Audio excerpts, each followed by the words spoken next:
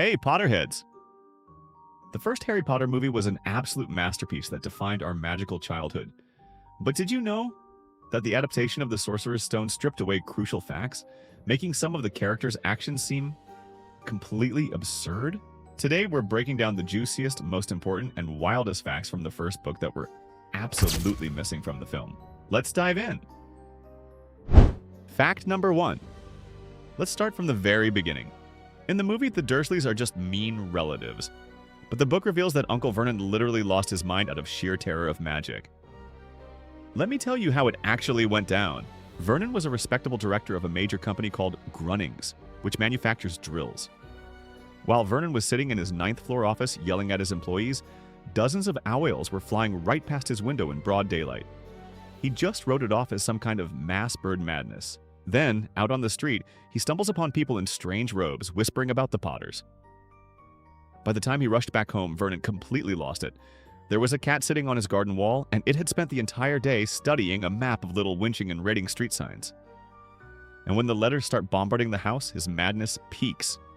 In the movie, they just drive off to that shack on the rock.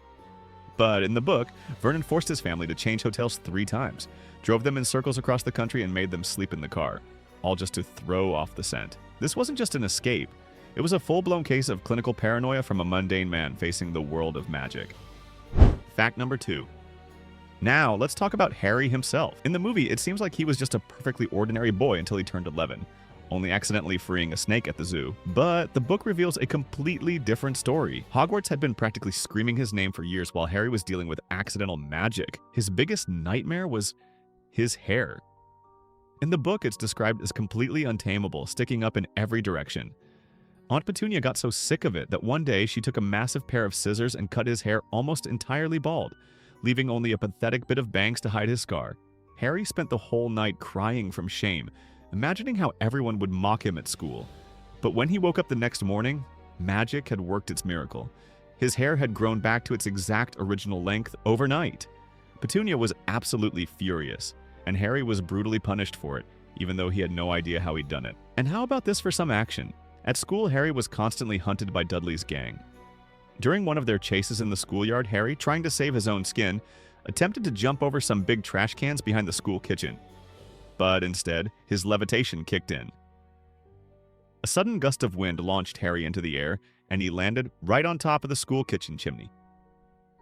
The headmistress was convinced he had climbed up the walls and wrote a furious letter to the Dursleys.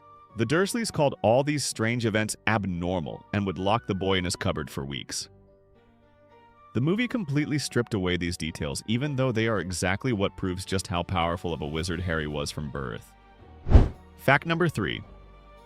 Now, this fact completely changes the dynamic between Harry and Draco Malfoy. Remember their dramatic first meeting on the stairs at Hogwarts where Draco offers Harry his friendship and Harry rejects him? Well, in the book, it went down completely differently.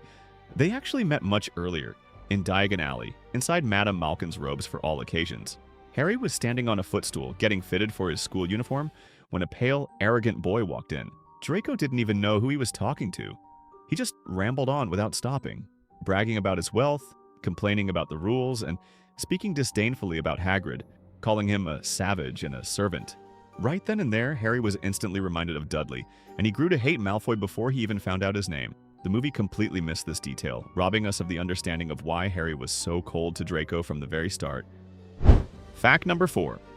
If you've only watched the movies, you have absolutely no idea who Peeves is. Yet, he is one of the most colorful characters in all of Hogwarts. Peeves is a poltergeist, a spirit of pure chaos and destruction. He didn't answer to anyone except the bloody Baron and Dumbledore. In the first book, Peeves constantly made life a living hell for the first years. He would pelt them with rotten watermelons, tie invisible strings across hallways to make them trip, and bellow insulting songs at them.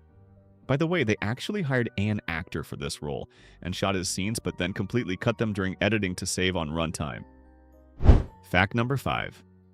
Let's move on to some action that we were completely robbed of.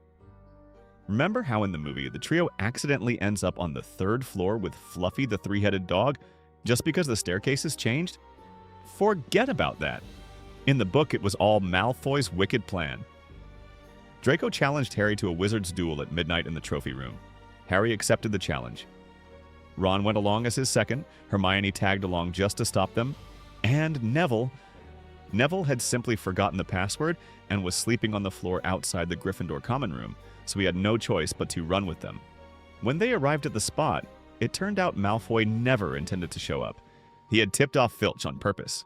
Fleeing from the furious caretaker, the kids burst into the room with Fluffy. This book scene is so much better because it shows just how clever and underhanded Malfoy was from the very beginning. Fact number 6. And now, for the ultimate crime of the film adaptation, the grand finale.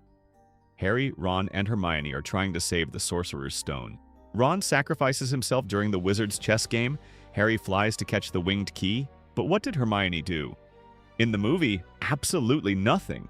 She just stayed behind with Ron. But in the book, there was one more obstacle, and it was protected by none other than Severus Snape himself. After Harry and Hermione got past the chess game, they entered a room where purple and black fire instantly flared up, blocking the exits.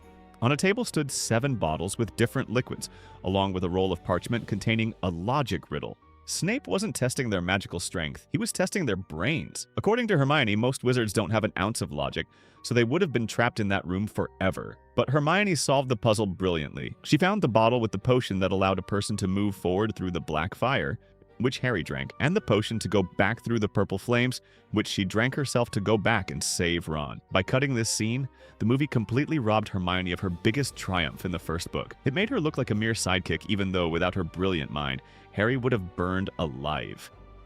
Fact number 7. Remember how in the movie, the trio spends painful months flipping through giant, dusty library books trying to figure out who Nicolas Flamel is? In the end, Hermione dramatically drops a massive book on the table that she brought from home, finally revealing he's the creator of the Sorcerer's Stone. Well, in the book, it wasn't some brilliant research.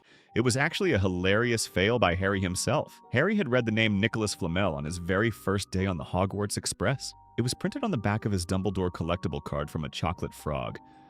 But then he completely forgot about it. For 6 months, they suffered in the library until one day, Neville gave Harry another chocolate frog to cheer him up after a fight with Malfoy. Harry casually flipped the card over, read it, and screamed, "I found him!" And here is the twist. Even though Hermione was the one who ran to get her giant book to read the full details about the stone, she only knew where to look because Harry finally remembered that candy wrapper. The movie completely cut the card, robbing Harry of his accidental breakthrough, and making it look like Hermione did all the work alone. As you can see, the first movie is great, but the book holds so many deep, hilarious, and dark details that completely change how we see our favorite characters. Which of these facts surprised you the most? Let me know in the comments below. Don't forget to smash that like button, subscribe to the channel for more magical breakdowns, and I'll see you in the next video. Mischief managed.